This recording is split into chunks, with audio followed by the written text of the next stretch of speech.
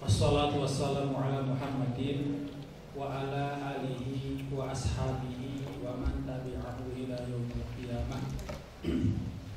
Asyhadu an la ilaha illallah wahdahu la syarikalah wa asyhadu anna Muhammadan abduhu wa rasuluhu la nabiyya ba'dahu. Ya ayyuhalladzina amanu taqullaha haqqa tuqatih wa la tamutunna illa wa antum muslimun. Al-ayah. Alhamdulillah kita panjatkan syukur kepada Allah Subhanahu wa taala yang telah mengumpulkan kita di tempat yang insyaallah diberkahi. Amin. Kapunten dia sabaraha wakosna? Sabaraha 20 menit. Lanjang salawat serta salam semoga dicurahkan kepada Nabi Muhammad SAW, kepada keluarganya, para sahabatnya, dan kita sebagai umatnya yang mudah-mudahan tetap setia cinta kepada ajaran syariatnya. Mungkin saya bahasa Sunda campur dengan bahasa Indonesia karena abdi oge pitwin Sunda, abdi oge orang Sunda. Mun pami aya campur-campurnya. Nepangkeun, kenalkan saya bernama Kiki Muhammad Iqbal. Saya ini asli orang Bandung, Pak, Ibu. Jadi saya ini tinggal di Cileunyi. Mungkin uninganya di Cileunyi di Kampung Paledang, alamatnya di Kampung Paledang, Desa Cileunyi Wetan, RT 2 RW 6. Nomorna bumina nomor 80. Mari lengkap bisa. Bumi saya bumi abdi, bumi mertua. Kacang kedua bumi. Jadi insya Allah abdi asli orang Sunda, Bandung. Orang tua juga asli orang Sunda, Bandung juga. Dari ibu, dari bapak juga. Bapak dari Bandung di Jalan Gatot Subroto. Kalau ibu asli juga orang Cileunyi. Karena memang orang tua, nenek sama kakek juga tinggal di daerah Cileunyi. Perkenalan karena waktunya 20 menit, jadi agak singkat mungkin ya. Jadi perkenalkan, saya ini adalah, mungkin ibu-ibu dan bapak-bapak baru tahu siapa saya gitu. Kok berani-beraninya menjadi pembicara gitu. Ternyata saya sudah disebutkan oleh Bapak Densus, Pak Haji Sabari juga disebutkan bahwa saya bersama dengan Densus 88 bekerja sama dengan elemen-elemen yang lain untuk memberikan pemahaman sekaligus pencegahan dari paham intoleransi, radikalisme, dan terorisme. Kenapa saya bicara seperti ini? Karena saya ini adalah mantan napi teroris. Dicurinya teroris. Jadi saya akan ceritakan, kalau diceritakan sebenarnya tidak cukup waktu 20 menit. Gitu. Butuh waktu 2 jam minimal gitu. Saya akan menceritakan awal bagaimana saya terpapar. Terus sampai saya bertobat dari pemahaman radikalisme ini, dan sampai saya bisa bekerja sama dirangkul oleh tim Densus 88 untuk bisa mengajak teman-teman saya sadar dari pemahaman yang sesat ini. Gitu. Jadi sebenarnya saya ini adalah ex-napi terorisme, dan kasus yang saya perbuat ini adalah bukan awal-awal atau akhir-akhir ini, tapi saya mulai terpapar dari ajaran terorisme ini dari semenjak tahun 2008. Jadi dari tahun 2008 saya sudah mulai bergabung di dalam paham Salafi Jihadi atau tadi sudah disebutkan Salafi Wahabi. Nah itu. Jadi singkat cerita saya dari dulu juga memang sebelum masuk ke dalam paham Salafi Jihadi atau Salafi Wahabi ini, sebelumnya saya sudah aktif dalam organisasi Islam yang lainnya. Pertama, ketika saya kelas 2 SMA, SMA-nya juga saya di SMA 1 Cileunyi, Pak. Jadi iya. Jadi SD-nya saya di SD 1 Cileunyi, SD yang GOR itu, depan terminal, SD 1 Cileunyi, SMP-nya SMP 2 Cileunyi, sekarang yang dulu SMP 2 Ujung Berung, depan rumah makan Suhati juga kan ya? Ya itu. SMA-nya saya SMA 1 Cileunyi, jadi negeri semuanya insya Allah. Kalau saya lulus tahun 96 SMA-nya.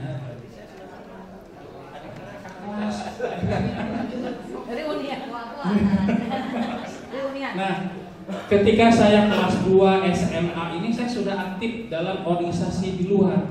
Punten Pak, saya sudah aktif masuk ke dalam organisasi NII.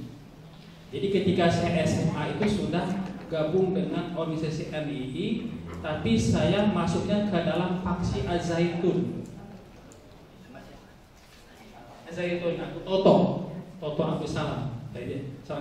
Abu Toto. Jadi memang di situ saya terpapar. Ada yang mengajak teman saya waktu itu beda jurusan, karena waktu di SMA saya kelas 3 itu sudah ada kelas 2 dengan dari kelas 2 sampai kelas 3 itu sudah ada jurusan. Jadi dulu jurusan itu A1, A2, A3 ya. A1 fisika, A2 biologi, A3 sosial. Saya masuk A2-nya biologi. Dan teman saya yang mengajak masuk NI itu dari A1 fisika. Dulunya dia itu sebagai ketua OSIS. Saya masuk saya 1 tahun saya bergabung dengan NII. Bahkan saya sempat dibayat dengan NII, terus mempunyai binaan sebanyak 40 orang. Itu. Nah, itu sampai SMA Bu, dari SMA kelas 2 sampai SMA kelas 3 saya gabung dengan NII. Nah, ketika saya lulus tahun 96, mau kuliah juga waktu itu belum semangat Bapak Ibu. Jadi akhirnya saya ikut pelatihan privat bahasa Inggris, ya bahasa Arab. Juga saya ikut gabung di pemuda di Masjid Istiqomah Jalan Citarum. Saya masuk ke dalam Kuliatul Mujahidin Istiqomah. Waktu itu di Istiqomah ada semacam perkuliahan dalam Dirosah Islamiyah. Nah, saya mulai kuliah tahun 1997. Saya mendaftar di Universitas Islam Bandung Unisba, Jalan Taman Sari nomor 1, Kuningannya Unisba. Jadi disitulah saya mulai, ketika saya kuliah, saya terbuka, masih bawa paham NII waktu itu. Hanya saya berdiskusi Pak Ibu dengan orang-orang yang mantan NII. Terus memang ada ustadz waktu itu asatidz dan juga dosen-dosen yang mengetahui tentang pergerakan NII. Saya ketemu dengan salah satu ustadz yang mengetahui tentang perjuangan gerakan NII ini. Saya berdialog, diskusi, akhirnya saya pun melepaskan diri dari NII. Tapi tidak bisa mulus begitu saja Pak. Saya keluar dari NII itu, saya diteror. Ketika saya melepaskan diri dari Bayat NII, saya lapor ke teman-teman saya, termasuk yang mengajak saya diajak diskusi debat, kalah mereka. Karena saya sudah punya senjatanya, saya sudah bisa menangkal mereka dari ketika saya diskusi dengan para ustadz-ustadz dan dosen-dosen. Hanya mereka kalah. Tapi mereka tidak berani begitu saja. Tahu tidak kalau keluar dari NII apa vonisnya? Murtad, kafir, murtad. Karena sudah bayat, sudah syahadat. Sudah asyhadu alla ilaha illallah wa asyhadu anna muhammadar rasulullah. Konsekuensinya kalau keluar dari NII kafir, murtad. halal darahnya dan hartanya. Waktu itu saya tidak takut, sob, boleh gelut-gelut sekalian gitu. Itu waktu saya main teror datang 1 orang, terus besoknya lagi datang 2 orang, besoknya lagi 3 orang ke rumah itu. Sampai telepon itu juga telepon belum ada Android, pakai telepon flexi. Wah, ngancam-ngancam dan sebagainya. Saya silakan, tidak takut. Punten gitu Bapak, kemana-mana di kuliah nyana besok. Bilih aing musuk gitu dipengker. Sieun tidak. Inilah pemahaman tadi, pemahaman yang dimulai dari intoleransi, akarnya kalau itu pohon. Akarnya itu intoleransi, tidak menghargai perbedaan dan keragaman, sehingga dia mengaku bahwa ajaran Paham itu yang paling benar, yang kafir, murtad, sanes fasik, sanes munafik, sanes bid'ah deui, tapi kafir murtad yang tidak baiat kepada amir pimpinan imam terbesar NII, kafir murtad. Mau Islam apa kek, mau haji apa, pokoknya mau pimpin apa saja kiai, kalau tidak baiat sumpah setia kepada NII, kafir murtad orangnya. Apalagi kalau belum syahadat di depan imamnya, pimpinannya. Nah, inilah akar dari intoleransi, akarnya. Ini akan terus menghujam ke bawah Pak Ibu. Kalau tidak dicegah, tidak dibasmi, ini terus ke bawah, makin kuat saja. Nah, batangnya itu radikalisme. Dari buah, dari akar, dari itu nanti akan tumbuh dahan, cabang, batang radikalisme sifatnya. Sikap keras. Radikalisme itu isme, paham radikal keras. Jadi memandang bahwa selain golongannya itu adalah kafir, murtad, musuh. Gitu. Setelah radikalisme nanti ke daun sama buahnya terorisme, kekerasan. Jadi akar dari penyebab dari terorisme itu implikasinya apa, dari intoleransi radikal implikasinya terorisme, mengadakan kerusakan, pemboman, penembakan, pencurian dengan alih dasar, dengan dalih ghanimah pai. Karena hartanya orang yang dikafirkan dan dimurtadkan halal, Ibu Bapak, boleh dicuri dengan paksa atau tadi dengan alasan pai, dicuri. Nah itu. Jadi karena dia mengaku Indonesia ini adalah negara kafir, ininya sistem hukumnya adalah selain Islam, Pancasila, Undang-Undang Dasar 45. Jadi harus diruntuhkan. Bagaimana caranya? Dengan tadi mereka menyebarkan paham ini kepada korban-korban mereka atau objek-objek mereka atau sasaran-sasaran mereka. Nah, kebanyakan ketika zaman saya ini yang menjadi sasarannya adalah anak-anak SMA. Hati-hati Ibu. Jadi ketika abdi SMA kelas 1 itu, SMA 1 Cileunyi ini banyak yang terpapar NII waktu itu. Banyak sekali. Nah, ternyata paham ini tidak hanya di SMA saja, sampai ke perguruan tinggi.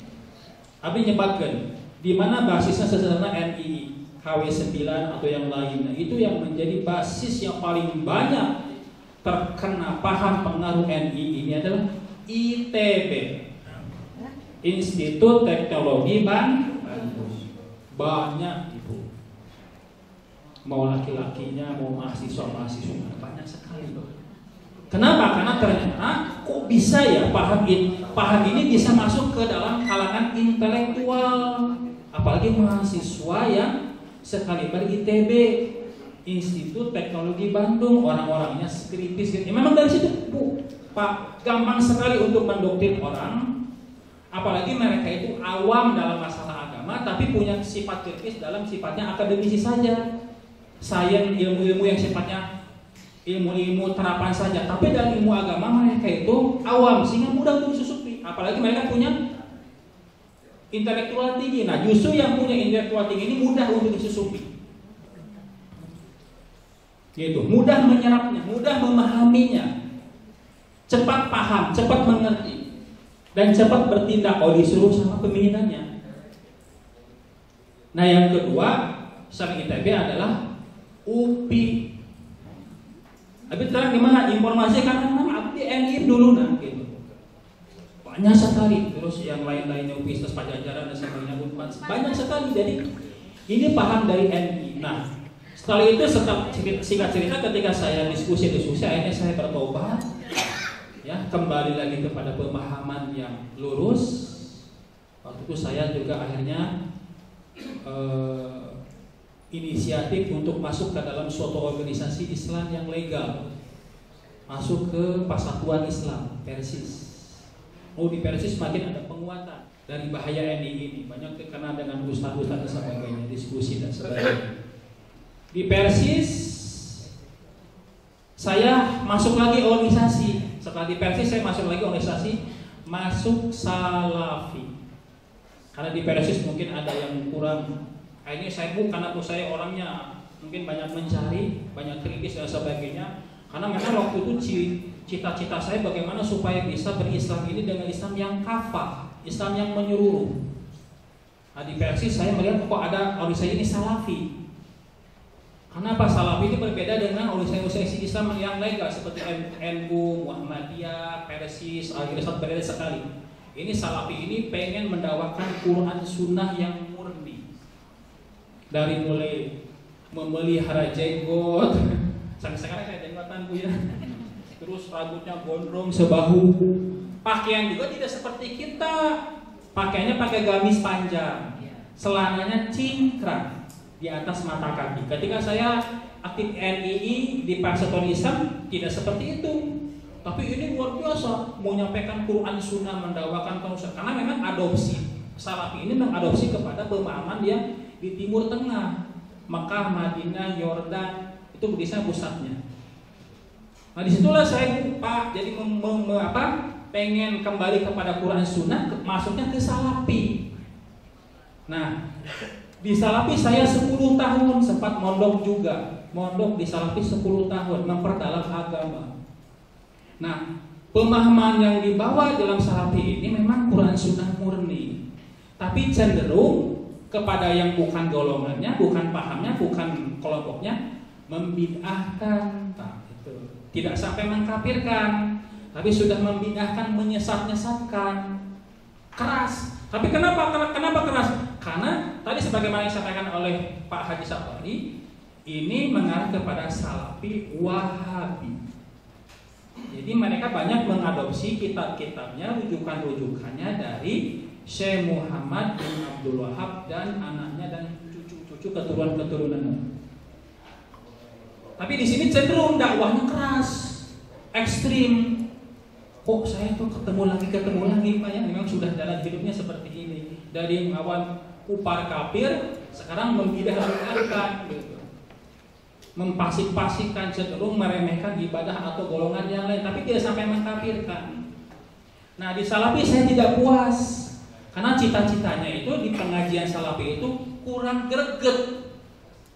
Ternyata saya masih menyimpan sifat radikal Bu Pak waktu itu. Cita-cita saya pengen tegakkan syariat Islam, hukum Islam, pengen jihad fisabilillah. Tapi tadi jalannya tadi ketemu dulu dengan organisasi yang awalnya kupar kafir terus membid'ahkan.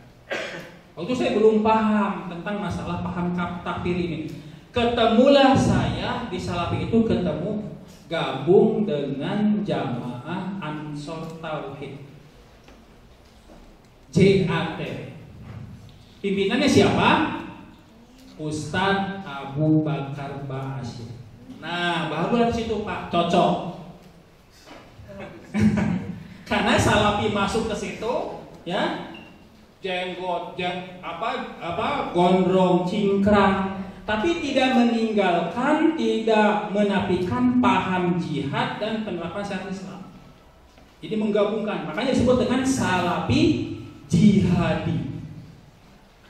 Quran Sunnah murni tapi tidak meninggalkan jihad. Gitu. Gabung saya dengan JAT. Itu sekitar dari tahun 2008 sampai 2010. Saya ketemu dengan jamaah. Bahkan saya lupa lagi-lagi baiat juga. di Tasik, di tempat masjidnya Masjid Al-Huda kalau tidak salah namanya Pul Budiman. Di sana tempat keberhentiannya bus di Budiman itu miliknya orang-orang JAT waktu itu. Bahkan Ustaz Abu Bakar Basir pernah datang ke Tasik, kita orang-orang se-Jawa Barat datang ke sana berbaiat massal kepada Ustaz Abu Bakar Basir di Tasik. Izin Ustaz 5 menit dulu Pak. Nah, dari JAT akhirnya saya gabung dengan JAT, ikut pengajian, ikut taklim lah, kajian gitu ya, tadi istilahnya, gabung di JAT di wilayah Jawa Barat. Nah, ketika pengajian di situ akhirnya saya dapat kabar berita lagi dari salah satu beberapa orang di JAT akan bebas, akan ada kedatangan seorang ustadz yang memang menjadi panutan di wilayah orang-orang salafi jihadi. Tapi ternyata ustadz ini sedang ditahan di penjara kasus teroris, kasus bom Cimanggis 2004. Namanya siapa? Orang Sunda Bu, Jawa Barat. Aman Abdurrahman, atau kesebutnya Abu Sulaiman Aman Abdurrahman. Orang Sumedang, asli orang Sumedang. Orang tuanya juga asli orang Sumedang. Nah disitulah akhirnya ketika bebas dari kasus bom Cimanggis, bebas dari lapas Cirebon 2009, ketemu dengan saya dan teman-teman yang lain diskusi, makin kuat saja pemahaman itu. Nah inilah jadi pemahaman ini berawal dari sana. Saya mulai takfiri, mulai saya kupat kafir lagi dari situ karena dapat penguatan dari sana. Kenapa? Karena rujukan-rujukan kitab-kitabnya ternyata dari kitab-kitab yang diselewengkan mengatasnamakan tadi Wahabi, membawa nama-nama Wahabi, membawa pemahaman-pemahaman Ahlussunnah wal Jamaah. Beda ketika gabung dengan NII. Kalau NII hanya sekedar bermodal Al-Quran. Kalau ini sudah Quran, hadis, perkataan ulama, makin kuat aja. Ternyata benar ada upar kafir ini. Waktu itu saya terpapar begitu. Akhirnya saya gabung dengan jamaahnya yang dibentuk oleh Aman Abdurrahman, Jamaah Tauhid wal Jihad. Kiblatnya kepada Yordania. Nah itu. Atau disebut dengan Jamaah Al-Wajah ini ada afiliasi, ada sangkut kaitan dengan Al-Qaeda. Pimpinannya Syekh Usama bin Laden. Makin aja menggerakkan semangat jihad, syariat jihad ditegakkan, syariat hukum Islam ditegakkan, juga pemahamannya Quran Sunnah murni salafi. Makanya sebutnya salafi jihadi. Nah itu. Nah akhirnya saya terkena, akhirnya ketika mendengar kasus Aman Abdurrahman ini terkait kasus lagi kedua kali, kasus pelatihan Jalil Janto, ditangkap lagi. Aman Abdurrahman ditangkap lagi 2010 karena binaan dia, murid-muridnya dia ada yang ikut dalam pelatihan militer di Aceh, Jalil Janto. Itu semuanya melibatkan ikhwan-ikhwan tadi, terindikasi teroris. Mereka melakukan latihan militer Pak Ibu dengan senjata aktif, pakai AK-47, M16, belajar nembak.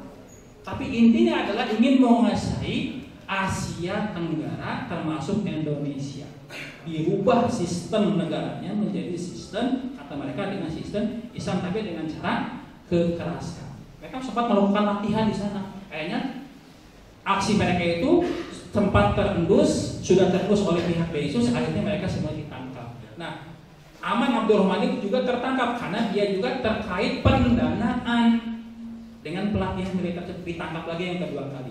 Nah akhirnya saya dengan teman-teman waktu itu karena sudah tidak ada lagi ustadz, tidak ada lagi membina, akhirnya kita pun sempat waktu karena terpapar melihat ustadz saya, ustadz saya ditangkap gitu, teman-teman saya ditangkap, akhirnya kita pun semangat. Kalau begitu ya udah tidak usah ngaji lagi, persiapan gitu. Kasus yang pertama saya ini 2010 saya ditangkap 2010 bulan Agustus. Tanggal tidak salah tanggal 7 atau 8 Agustus saya ditangkap dengan teman-teman karena satu jaringan dengan pelatihan Aceh di Jalil Janto. Cuma saya di Bandung dengan teman-teman, punten Bu, ngarakit bom. Nah, bikin bom gitu. Jadi sempat pelatih bom. Ya bomnya bom ini apa namanya terbuat dari urea nitrat waktu itu. Karena kalau bom Panci itu masih baru-baru. Saya membuat bom dari urea nitrat dari urea. Jadi persiapan ceritanya Bu, pembelaan diri karena melihat ustadz-ustadz pada ditangkap, teman-teman saya dapat ditangkap, harus membela diri ini. Ini masih terpapar radikal ini. Jangan pamai sekarang. Itu waktu itu masih pemahaman radikal. Karena membela saudaranya sendiri, membela golongannya sendiri, membela benderanya sendiri, ini persiapan.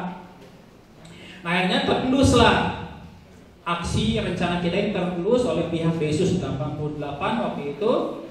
Karena tadi ada jaringan dengan Aceh dari Janto, ada beberapa orang yang memang bicara juga ke kita yang ngebetnya ketangkap semuanya. Alhamdulillah tertangkap sebelum kejadian. Nah, akhirnya saya pun divonis 6 tahun. 5 seperkara, 5 orang itu inisiatif seperti itu. Akhirnya saya dengan teman-teman divonis 6 tahun dari tuntutan 8 tahun. Saya ditangkap, divonis oleh pihak kehakiman jaksa 6 tahun. Nah, akhirnya saya dipindah ke dari Polda Metro Jaya 2010 sampai 2013 saya menjalani hukuman di Polda Metro Jaya di Jakarta Selatan. 2013 sampai 2014 saya dipindah ke Lapas Cipinang. Di Lapas Cipinang ketemu lagi Pak Ibu dengan geng semuanya ketemu. Reunian. Karena memang waktu itu bebas sekali penjara itu. Tidak akan ini saya kalau disebutkan beda dengan yang kasus saya yang kedua. Lapas itu lapas dari Polda Metro Jaya Rutan dengan Lapas Cipinang itu bebas sekali. HP itu bebas, Android itu bebas sekali. Jadi pusukan teman-teman bisa datang ke lapas 50-100 orang itu tidak dicegah oleh dari pihak lapas. Jadi bisa sharing, bisa reunian, bisa cari-cari informasi di luar bagaimana, bahkan bisa nikah lagi di dalam itu, bisa bisnis dan sebagainya, bahkan penghasilan puluhan juta.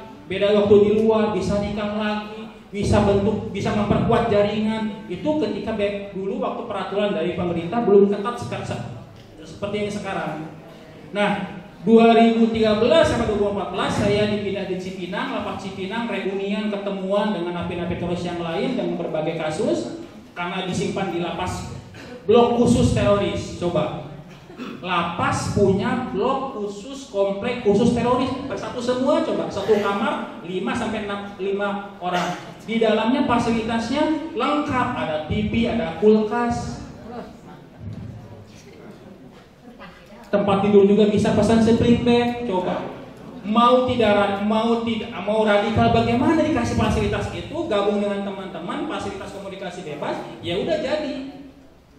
Gitu. Bahkan pembinaan pendokteran di lapas itu lebih mudah Pak daripada di dalam. Karena berketemu dengan napi-napi langsung. Coba, dengan napi-napi umum yang punten benci sekali sama aparat pemerintah, udah jadi didoktrin, nyambung. Makanya nih sekarang pemerintah mengatakan peraturan paling ketat sekali dalam lapas ini. Teroris dipisahkan, bahkan diisolasi. Pokoknya dikucilkan. Ada penjaranya khusus, one man one cell. Jauhkan dari komunitas yang lain. Jangan sampai mendoktrin napi-napi umum yang lain. Banyak sekali Pak Ibu napi-napi teroris yang awalnya mereka itu dulu pernah dipenjara kasusnya narkoba, kriminal, jadi teroris. Kenapa? Kata mereka, saya ketemu dengan napi teroris ngaji di dalam. Coba. Jadi inilah solusi dari saya tentang antisipasi. Kasus kedua, gimana waktunya? Tambah lagi. Nah, kasus kedua akhirnya saya tuh bebas dari penjara. 2015 bulan Agustus tanggal 15 saya bebas, cuma menjalani 5 tahun. Nah, 1 tahun 10 bulan saya di luar. Saya gabung dengan sekarang yang lagi rame ISIS. Bisa gabung dengan ISIS Pak, Bu, karena waktu itu sedang rame-ramenya kan ISIS itu lagi booming 2014. Karena waktu itu kan Jamaah Ansor Tauhid yang saya ikuti ini sudah pecah. Akhirnya mencari muncullah ISIS sedunia, deklarasi ISIS sedunia tanggal 29 Juni 2014. Akhirnya yang punten dari NII, yang latar belakang NII, yang latar belakangnya Jamaah Ansor Tauhid, yang latar belakangnya dari jamaah yang radikal itu semua merapat ke ISIS. Karena memang tadi itulah ISIS itu kan tujuannya apa? Ya jihad, ya penegakan syariat Islam, ya dengan cara kekerasan. Gabung situ ngumpul. Jadi yang dicari-cari ini sudah ada yang diharap-harapkan, itu ISIS itu udah gabung semua. Dari MI, dari Majelis Mujahidin Indonesia, dari Jamaah Ansor Tauhid, semuanya gabung karena inilah yang dicari, penegakan syariat Islam dan jihad, gabung dengan ISIS sedunia. Makanya saya dulu ketika di luar, saya masuk ke dalam jaringan ISIS, sempat berbaiat juga, ya. Nah, qadarullah wa masyafa'ala, Allah menakdirkan lain. Saya di luar itu ngisi kajian-kajian, ngisi pengajian-pengajian yang berhaluan kepada ISIS. Terjadilah aksi yang ada di Bandung, bom Kampung Melayu. Kampung Melayu 2017 bulan Maret. Itu adalah aksi bom bunuh diri yang dilakukan oleh orang-orang JAD, Jamaah Ansor Daulah ini. JAD ini ke ISIS, Pak. Jadi ISIS itu adalah Islamic State Syam and Irak, negara Islam yang di Syam di Irak. Nah, mereka di negara-negara itu punya pendukung-pendukung. Nah, kalau di Indonesia pendukung namanya JAD. Jadi JAD itu ISIS juga, Jamaah Ansor Daulah, jamaah pendukung daulah Islamiyah ini. Daulah Islamiyah ini adalah ISIS. Nah, ini terjadilah aksi, makanya saya kayaknya satu jaringan ditangkap semua karena ada kaitan dengan aksi di Kampung Melayu. Karena satu jaringan ISIS, pemerintah sudah menerapkan undang-undang Perpres, peraturan presiden. Akhirnya kita semua pada ditangkap, jaringan-jaringan ISIS habis semua. Gitu. Jadi inilah yang kasus kedua ini saya divonis 9 tahun, lebih berat. Saya divonis 9 tahun, saya ditangkap 2017. Alhamdulillah saya bebas dari Nusa Kambangan. Bebas dari Nusa Kambangan baru 15 November 2022. Baru ya. Jadi saya bebas di lapas Nusa Kambangan 15 November 2022. Tapi cerita ada. Nah, dari pemahaman ISIS ini akhirnya saya mulai di muhasabah, evaluasi. Ternyata dari pemahaman ISIS, pemahaman yang radikal, sesat, menyesatkan, sudah kafir mengkafirkan seperti NII. Sudah menganggap bahwa selain anggota, selain pengikutnya adalah musuh yang harus dihancurkan, yang harus dibom dan ditembak dan sebagainya. Termasuk anggota aparat pemerintahan, polisi, tentara dan sebagainya. Walaupun orang tua yang tidak sepemahaman sama dianggap musuh, yang tidak masuk ke dalam organisasi ISIS dianggap musuh. Ketemu lagi dengan ini, ada ulah sesat ini. Akhirnya saya keluar dari pemahaman ISIS ketika saya di Nusa Kambangan di lapas Pasir Putih, khusus lapas teroris. Jadi itu pun lapasnya pun tidak seperti lapas Nusa di yang waktu saya jalani. Ini satu kamar satu orang, 24 jam tidak boleh keluar, terus tidak bisa berkomunikasi karena dindingnya tebal, tidak bisa berpercakapan dengan nabi-nabi umum. Jadi sendiri saja.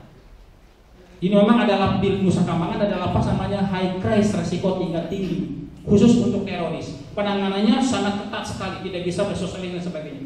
Nah, situlah saya mulai muhasabah, istikharah kepada Allah Subhanahu wa taala bahwa ternyata ini saya menyebutkan pemahaman sesat setelah saya membaca-baca lagi buku, rujukan-rujukan, diskusi dan sebagainya. Alhamdulillah ketika saya di Pasir Putih, saya bertaubat dengan mengucapkan Ikrar NKRI.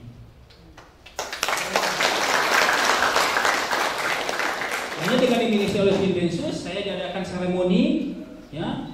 Saya kembali kepada NKRI. Tidak cukup begitu saja setelah saya NKRI, saya punya kewajiban untuk membawa teman-teman yang masih radikal di dalam.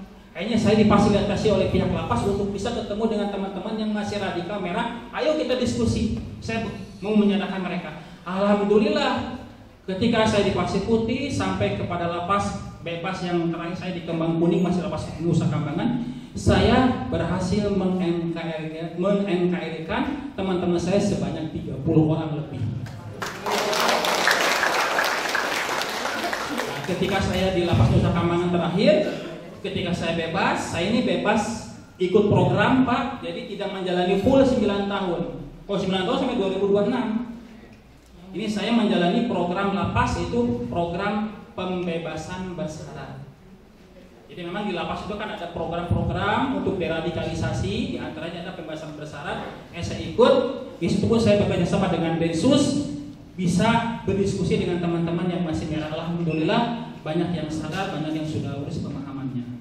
Nah, akhirnya pun ketika saya bebas dirangkul oleh pihak Densus 88 untuk bisa membantu menyadarkan teman-teman. Terakhir kemarin ketika saya bebas, saya bekerja sama diminta bantuannya oleh pihak Densus 88 dari Direktur Pencegahan. Kemarin saya sempat safari dakwah ke Bogor, ketemu dengan 8 kecamatan untuk memahamkan memberikan tausiah kepada masyarakat tentang bahaya intoleransi, radikalisme, terorisme, bagaimana juga pencegahannya. Nah, dan yang kedua ini ada acara seperti ini juga alhamdulillah, mudah-mudahan Kabupaten Bandung ini tidak ada lagi aksi-aksi terorisme. Kita cegah semaksimal mungkin, kita cegah, kita basmi. Kalau ada unsur-unsur atau pengaruh-pengaruh sudah tanda-tanda itu, segera dilaporkan kerjasama dengan pihak pemerintah setempat, juga dari masyarakat semuanya. Karena memang gerakan-gerakan ini sangat eksklusif, tertutup, intoleransi dan radikal dan mengarah kepada terorisme. Itu saja, mudah-mudahan ada manfaatnya dari saya. Atur nuhun dina segala paratosanana, nyukeun dihapunten bidaya kalepatanana. Wassalamualaikum warahmatullahi wabarakatuh.